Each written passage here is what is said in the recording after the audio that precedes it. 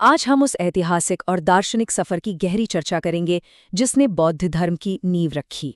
ये विश्लेषण सिद्धार्थ गौतमा की उस असाधारण खोज पर आधारित है जहां एक राजकुमार महल की चारदीवारी से निकलकर आखिरकार ज्ञान प्राप्ति के मार्ग पर चल पड़ता है।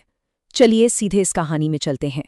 ये एक ऐसा सवाल है जो हम सबको सोचने पर मजबूर कर देता है। आखिर कोई ऐसा इंसान जिसके पास दुनिया भर की हर सुख सुविधा मौजूद हो, वो सब कुछ छोड़कर इतिहास का सबसे प्रसिद्ध सन्यासी क्यों बनेगा?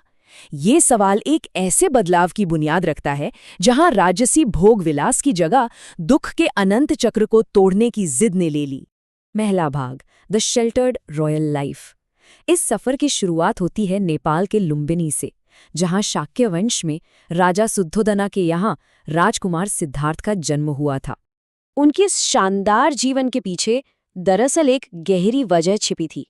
जन्म के तुरंत बाद एक ब्राह्मण ने भविष्यवाणी की थी कि ये राजकुमार या तो आगे चलकर एक बहुत महान राजा बनेगा या फिर सब कुछ त्याग कर एक बुद्धा बनेगा।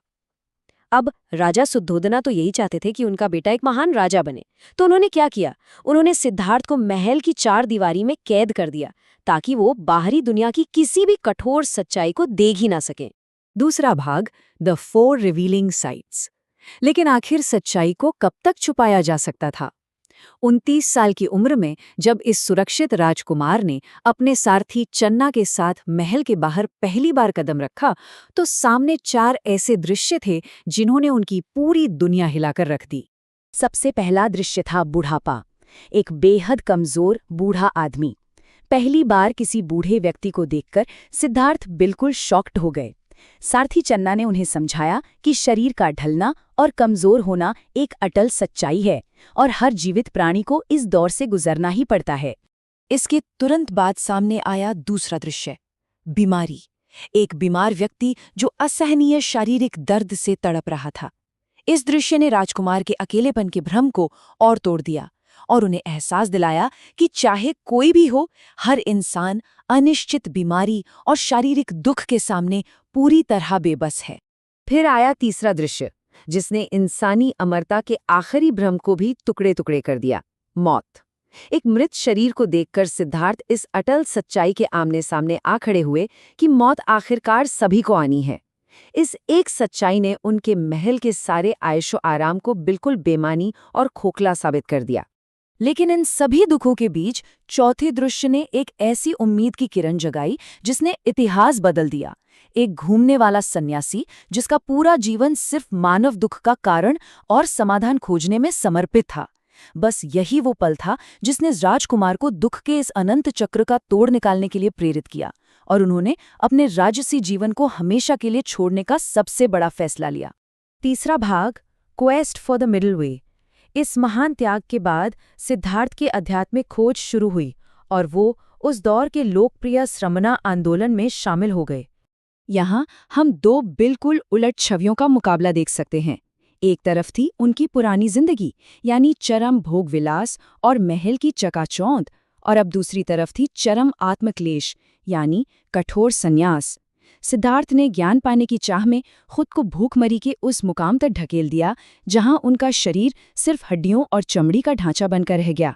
पर जल्द ही उन्हें ये समझ आ गया कि इस अत्यधिक कठोर रास्ते पर चलने से ज्ञान मिलने से पहले ही उनकी मौत हो जाएगी। और यहीं से उभर कर सामने आता है उनका सबसे महत्वपूर्ण सिद्धांत, द मिडल वे, यानी मध्यम मार्ग।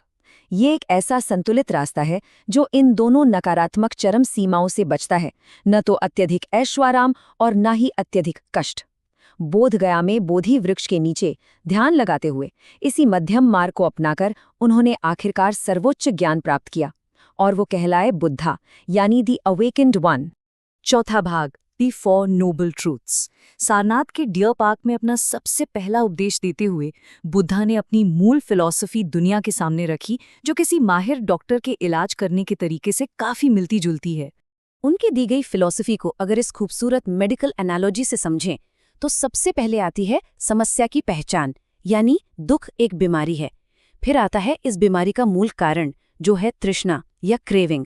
उसके बाद ये उम्मीद कि एक इलाज मौजूद है, यानी इन दुखों का अंत संभव है। और आखिर में आती है दवा, यानी एक प्रैक्टिकल एक्शन प्लान जिसे अष्टांग मार्ग कहा जाता है। और ये दवा यानी द नोबल एटफोल्ड पाथ कोई आम सूची नहीं है जिसमें सही दृष्टि, सही संकल्प, सही वचन, सही कर्म, सही आजीविका, सही व्यायाम, सही स्मृति और सही समाधि शामिल हैं। ये दरअसल मन को साधने और नैतिक व्यवहार अपनाने की एक सख्त ट्रेनिंग है, जिसका मूल उद्देश्य इंसान को जन्म और मृत्यु के चक्र से आज़ाद करना है। 5वां भाग, the daily life of Buddha. अब सोचने वाली बात यह है कि इन महान विचारों को प्रैक्टिकली रोजमर्रा की जिंदगी में कैसे उतारा गया।